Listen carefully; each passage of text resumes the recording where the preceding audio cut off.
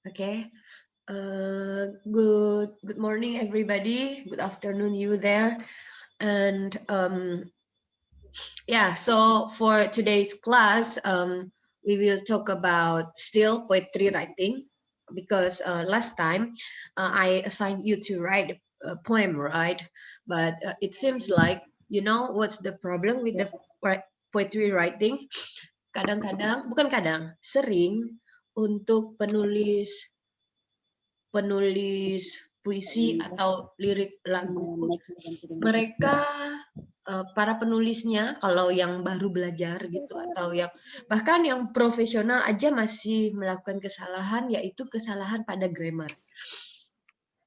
Sepertinya poetry itu nggak ada grammarnya kayaknya, tapi ada. Jadi you still need to respect the grammar, right? Dan menurut saya respecting grammar in poetry writing is really challenging karena kita mau membuat suatu karya yang rhyme-nya bagus, iambic-nya bagus, maknanya dalam, tapi at the same time kita harus mengikuti aturan.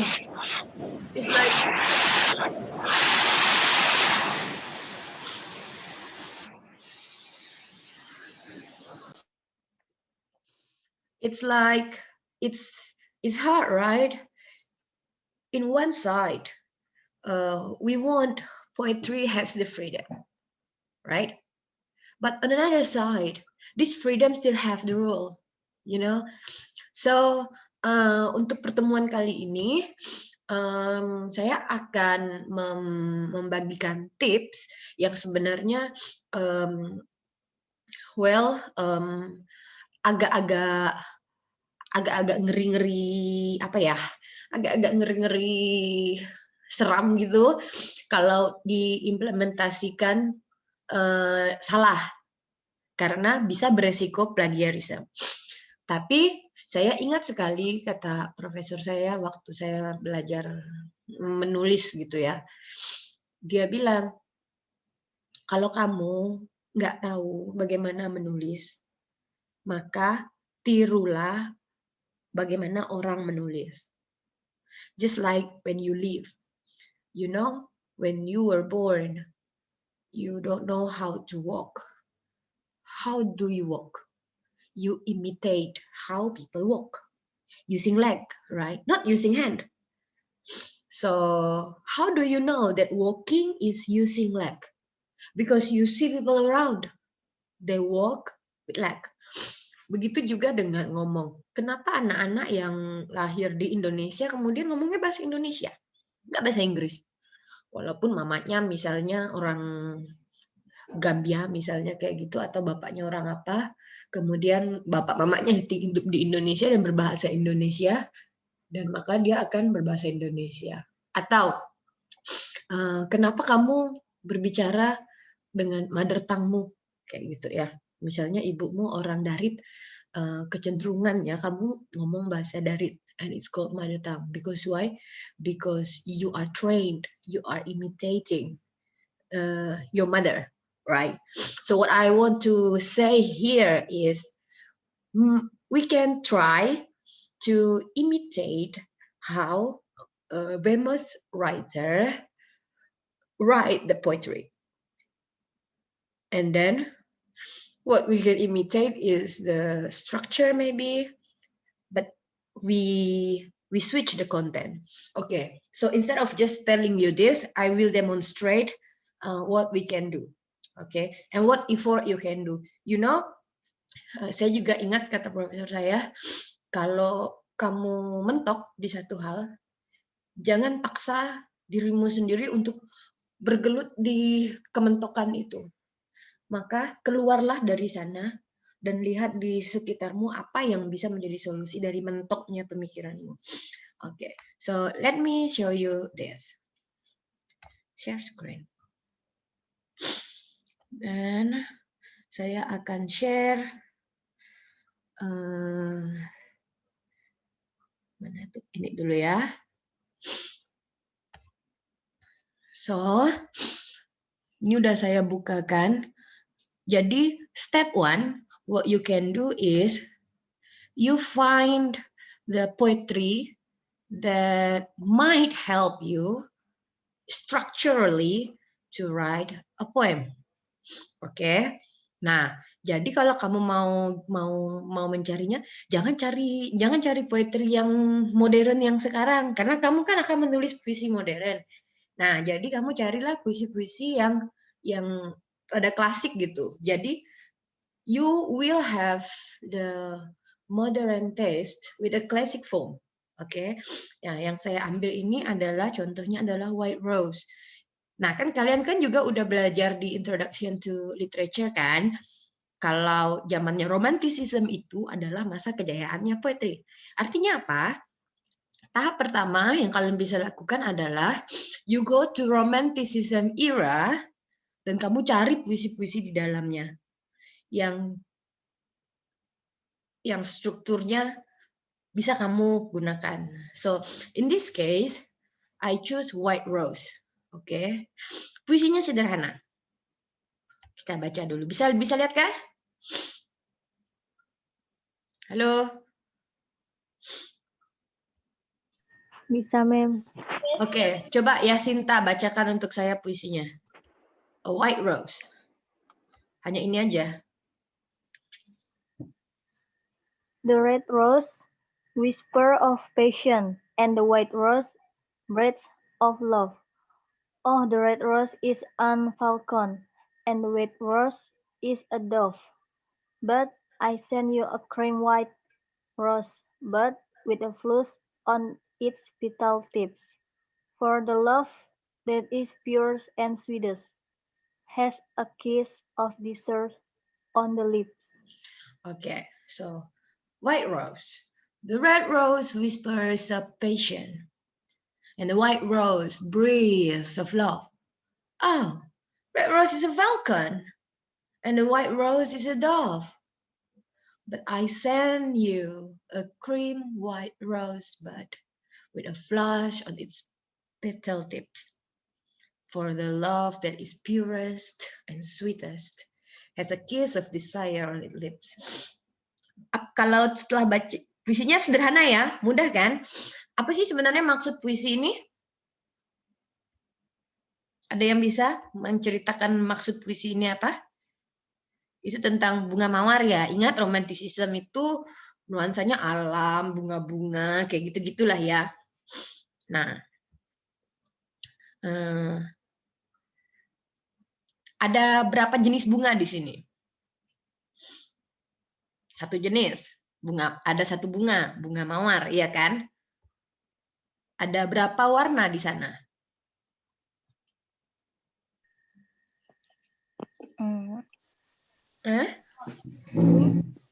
Red rose and white. Ya, white and Red. White and red. Ya, di awalnya gitu. White rose itu menyimbolkan apa? Oke, tunggu dulu. Ada white rose and red rose. Itu yang paragraf pertama, stanza pertama. Untuk yang stanza kedua, kalian ada menemukan rose dengan warna lain?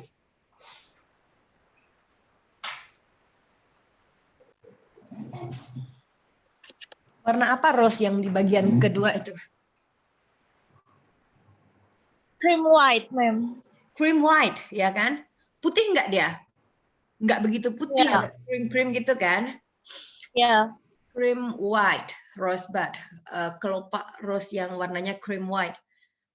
Hanya cream white aja warnanya?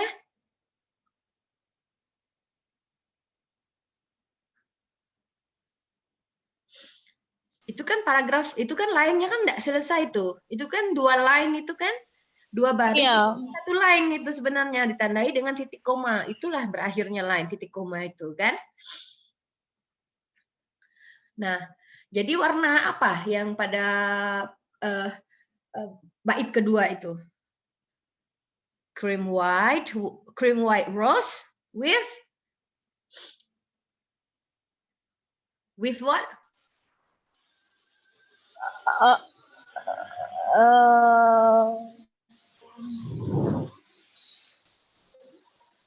With a flush on its petal tips. Atau tahu nggak flush itu apa? Kalau kamu dirayu pacarmu, dibilang, aduh kamu cantik sekali, maka kamu akan flushy, you know. Apa flush?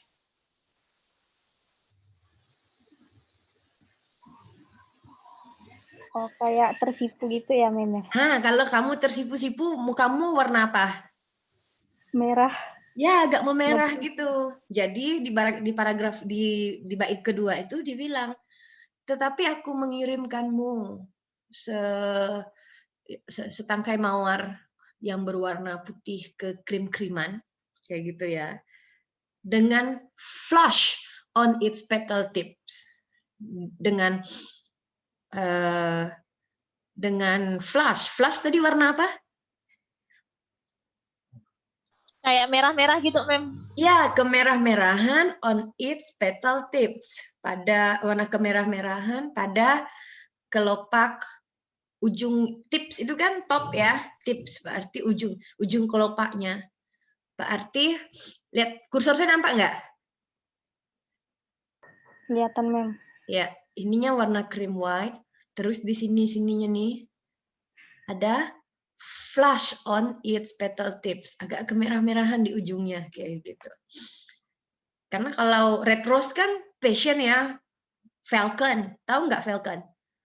Elang, garang gitu kan ya, nafsu gitu kan ya, passion itu kan nafsu gitu ya. Kalau white rose itu kan love, cinta, is a dove, is kayak merpati kayak gitu, lembut. Tapi yang aku kirimkan padamu bukan mawar yang merah, yang penuh nafsu dan seperti elang, dan bukan juga mawar yang putih, yang hanya cinta, dan kelembutan bagaikan merpati. Tapi yang kukirimkan padamu, but I send thee, sekuntum kuncup mawar, yang berwarna cream white, yang kemerah-merahan di ujung kelopaknya. Kenapa? Kenapa nggak yang merah? Kenapa nggak yang putih? Kenapa yang cream white rose with flush on its petal tips? Kenapa yang ini? For the love, karena cinta, that is the purest and the sweetest. Karena cream white rose-nya itu masih melambangkan sweetest, purest, Itulah cinta. Has a kiss of desire on its lips. Dan juga karena cinta yang suci dan manis itu, karena cinta yang tersuci dan termanis itu memiliki ciuman yang berhasrat pada bibir. Artinya apa di puisi ini? The writer tried to say that love is not only desire, it's not only passion, it's not only sex. But love is also not only, like I love you, I will protect you, I will like angel things. But the true love, the real love is it's pure, tapi juga ada desire-nya. Nah, ini yang mau disampaikan dalam puisi ini. So I like this poem so much. It's simple but it's realistic to indicate the love with the rose. Nah, apa kaitannya dengan penulisan puisi pada hari ini? Kemarin kita kan menulis puisi tentang mother. Nah, kita akan mencoba menggunakan form ini untuk menulis puisi tentang mother. Nah, pertama saya copy dulu, Ctrl C, kemudian saya paste. Kelihatan nggak sharing saya nih, masih Word? Kelihatan, Mem. Word ya. Saya sudah sharing Word document ini. Nampak kan? Halo? Belum, Mem. Oh, belum. Berarti saya stop sharing dulu. Saya share ulang. Mana Word document? Oke, this is share. Nah, kalau ini udah ya. Sudah, Mem. Nah, dalam puisi ini saya ingin mengubahnya menjadi puisi tentang ibu dalam kaitan ceritanya. Kalau tadi kan cinta yang dianalogikan dengan bunga mawar. Nah, saya ingin menggunakan konsep puisi ini untuk menceritakan, menggambarkan mother dengan analogi bukan mawar, tapi cerita Cinderella. Nah, saya sudah search untuk cerita Cinderella. Jadi untuk The Red Rose saya akan ganti dengan di cerita Cinderella itu ada siapa-siapa aja yang perannya sebagai ibu di cerita Cinderella itu. Karena ibu Cinderella sendiri udah meninggal kan. Nah, di cerita Cinderella ada 2 orang yang berperan seperti sebagai ibu, tapi mereka bukan ibu kan sebenarnya. Untuk cerita Cinderella. Yang pertama siapa? Coba kalian buka microphone. Ibu tirinya. Nah, apa gak susahnya? Pertama ibu tirinya, yang kedua ibu tirinya yang jahat gitu ya. Nah, yang satunya ibu peri. Jadi ada ibu tiri dan ibu peri. Wah, kalau bahasa Indonesia enak sekali ya, rhymingnya udah pas. Ibu peri, ibu tiri. Tapi masalahnya kita akan menulis dalam bahasa Inggris. Stepmother and fairy godmother. It's the same mother, but it doesn't good rhyming. Jadi kita search karakternya. Saya stop sharing lagi. Saya share yang White Rose. Share. Nah, saya udah nyari list.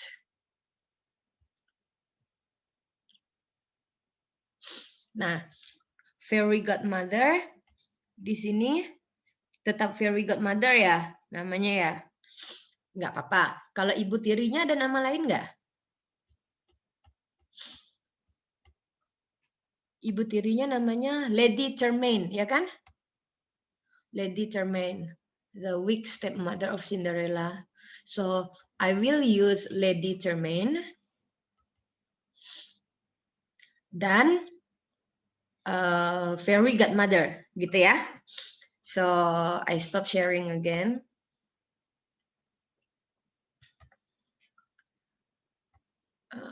Document. Salah. I share again. Mana tadi ya? Document 1. Share. Nah, so the Red Rose saya ganti dengan apa? Lady apa tadi? Lady Tremaine. Lady Tremaine. Kalau Lady nggak pakai the lagi kan? Lady Tremaine. Whispers Passion. Nah, saya mau ganti nih. Nanti dulu ya. And the White Rose. White Rose-nya saya ganti. And the fairy godmother breathe love. Nanti saya kasih warna lain dulu biar kita tahu mana yang sudah kita ubah. Oke. Oh, come on, quickly computer.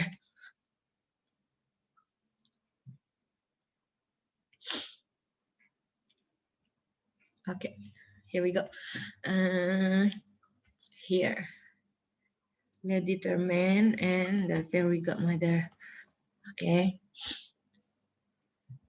Terus setiap Red Rose akan saya ganti dengan apa? Bentar aja. Setiap Red Rose saya akan ganti dengan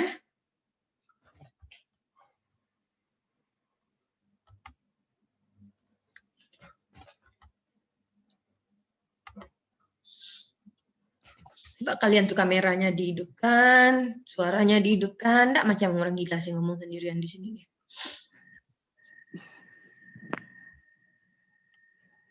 Oke. Nah, oke. Nah, sekarang pertanyaannya, kan kita nggak boleh bilang passion of whispers of passion, breath of love, karena itu plagiat. Nah, sekarang kita cari sinonimnya whispers. Synonym. Murmur, other tones of voice, low voice, rumors. Nggak ada yang cocok. Nah, kita kamu kalau misalnya ngebayangkan determine, kira-kira dia membisikkan atau berteriak sih? Berteriak. Berteriak ya. Kecuali ini kok determine semua sih? Ini apa? Very Good mother.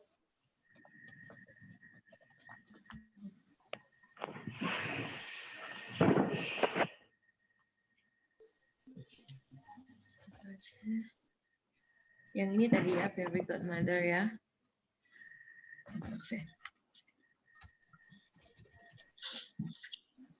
Nah, kita sekarang cari thesaurus.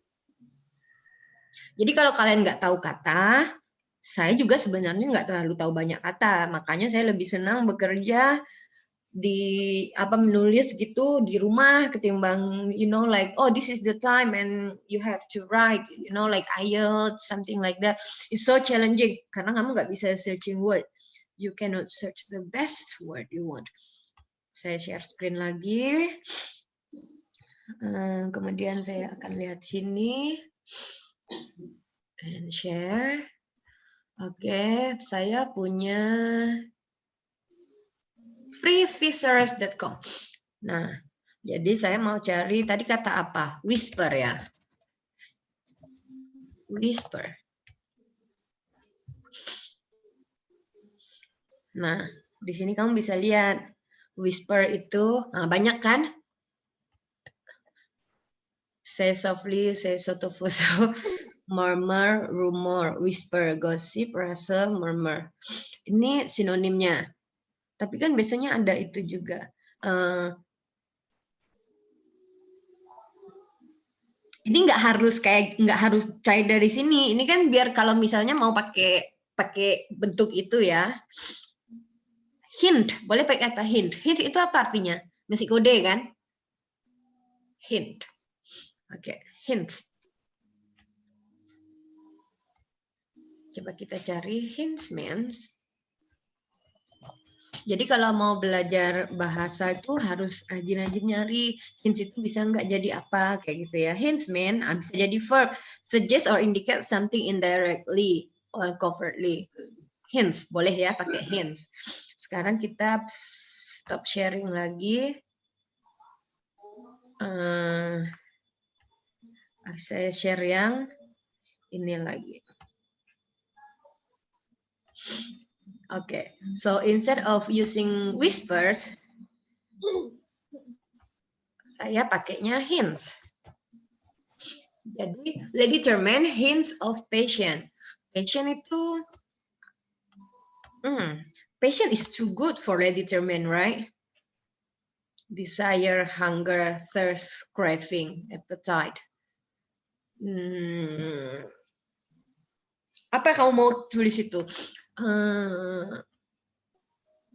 Ibu tiri itu apa? Jahat, galak, atau gimana? Oke, well, sebelumnya yang mau saya buat di sini adalah puisi ini adalah di bait pertama saya akan menggambarkan Lady Tremaine, ibu tiri, dan Fairy Godmother, ibu peri.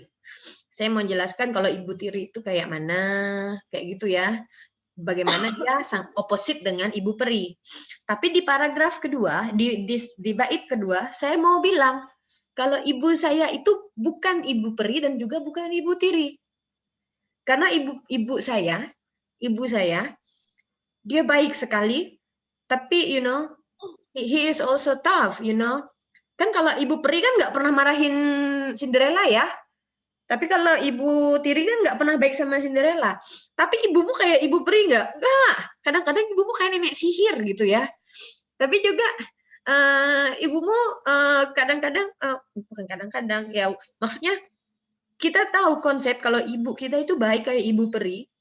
Tapi in the matter of implementation, dalam implementasinya, ibu kita tuh nggak bertindak sebagai ibu peri. Kadang-kadang itu bilang kayak nenek sihir, kayak apa kayak gitu ya. Itu ibu kita. But so that's why in the second stanza di bait yang kedua, saya mau bilang kalau ibu saya itu bukannya ibu tiri dan juga bukan ibu peri.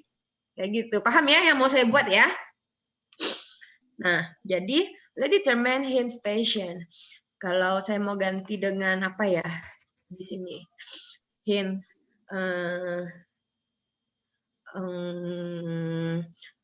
galak. Galak itu apa sih? Weak. Enggak, tapi weak itu terlalu negatif ya. Coba deh, coba. Weak. Hint of weak. Taper. Nggak bagus. Coba search this synonym. Weak.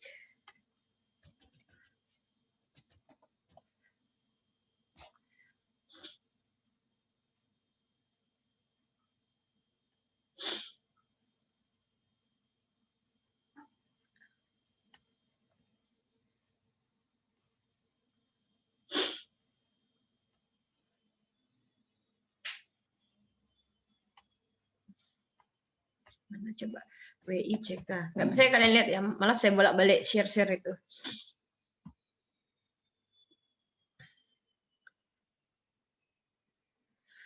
Weak itu nggak bisa. Candle weak any pieces of cord.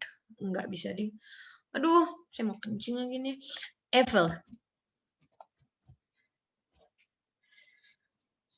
Kalau evil itu ada harmful, weak, harm. Tunggu dulu. Ini udah mau habis ini. Udah mau habis waktunya. Jadi sembari kita mulai ulang kata baru, kalian coba kalian ambil itu, kalian screenshot ini dulu nih. Mana tadi itu? Saya lagi share screen nggak sih sama kalian? Masih, Mem. Saya share yang mana? Dokumen 1 nih ya? Lady Termain itu ya, hint a week ya. Ya kalian screenshot, Nah, kata-kata yang kayak breath of love, kayak gitu-gitu kalian cari sinonim-sinonimnya ya. Nanti we will come back after this. I'm going to go.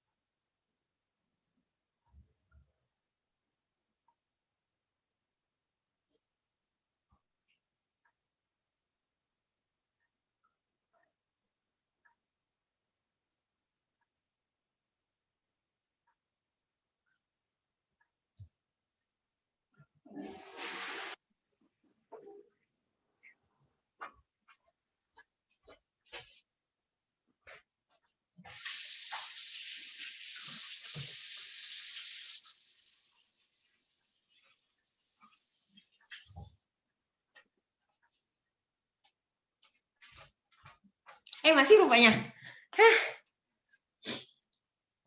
Nah, kalian cari dulu kata-katanya ya. Udah dapat belum? Berapa menit lagi sih waktu kita? Oh, masih 6 menit kok. Loh, ready week. Tadi week ya. Saya stop sharing dulu. Saya share ulang yang thesaurus. Mana? Oke. Here we go. Nah, untuk evil, tadi kita mencari kata evil ya. Evil. Ada kata weakness, harmful, weak, harm, gitu kan ya. Di weakness itu ada apa? Turpitude, baseness, malignity, malfeasance. Malfeasance ini bagus ya. Kan ada filmnya, ada nggak? Ingat nggak film Disney apa? Apa judulnya? Maleficent apa ya? Iya, itu judulnya Memi. Iya kan? Yang Jolie yang main kan, Mem? Saya nggak ingat. Pemerannya. pokoknya yang ada tanduk gini nih. Iya. Ya, berarti kita bisa pakai kata maleficent. Kita cek dulu. Dan kamu tahu apa lagi? Jadi kita bisa memperkaya kosakata kita gitu loh. Maksud saya apa? Jadi dengan belajar menulis itu nggak hanya kayak cuma menulis puisi, enggak gitu. Bisa mengembangkan ke yang lain-lain. Maleficent artinya beneficent. Oke, saya cari di sini. Maleficent. Maleficent. Man. Apa arti maleficence? Maleficence, not maleficence. Maleficence.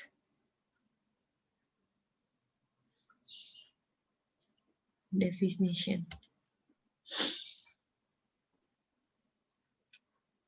Doing of evil or harm, right? Maleficent. Tadi opposite-nya maleficent apa? Oh, tadi kita punya sinonim yang ini ya. Mana tadi?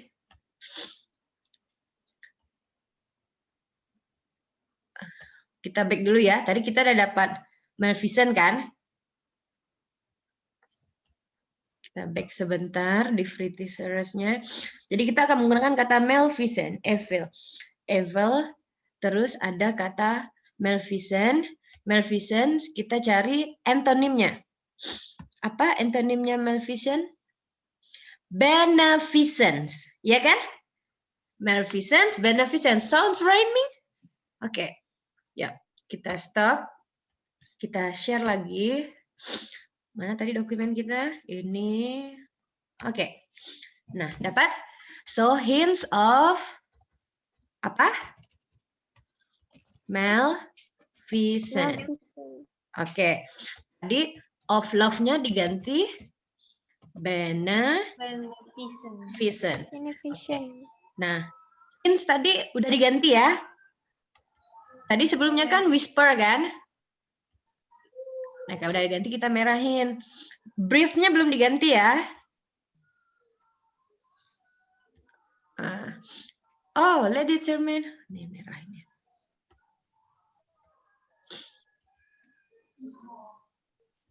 Oh, let determine is a falcon. Is a dove. Jadi dia di sini menggunakan binatang untuk membandingkannya. Nah, kalian membandingkannya pakai apa?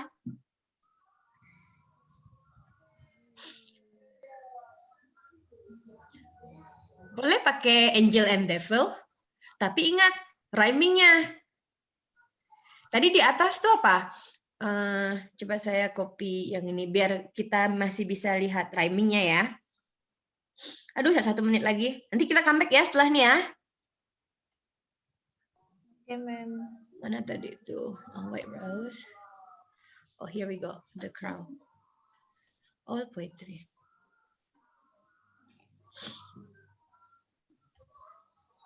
Dan ingat, waktu menulis juga harus memperhatikan rhyming-nya. Karena itu yang mau kita buat. Saya tulis di bawahnya aja ya.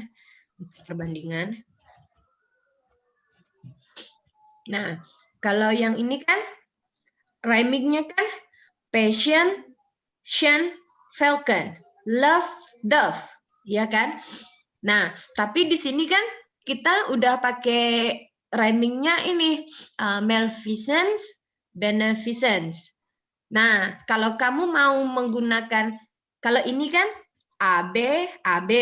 Di sini kan udah AA kan? Berarti di sini boleh BB atau AA juga. Kalau sen semuanya atau sininya BB. Jadi AA, BB gitu ya rhyming-nya. Nah, sekarang kalau misalnya kita pakai angel and angel, devil. Angel and devil rhyming nggak sih? Angel and devil. I think it's rhyming. Coba cek. Sebentar ya, saya stop sharing. Aduh, sisa last minute lagi. Oke, jadi yang harus kalian lakukan, masa break nanti kita masuk ulang lagi. Cari apakah angel sama devil rhyming. Kalau enggak, kalian kasih saya alternatif apa? 2 kata yang berlawanan tapi rhyming. Oke? Oke.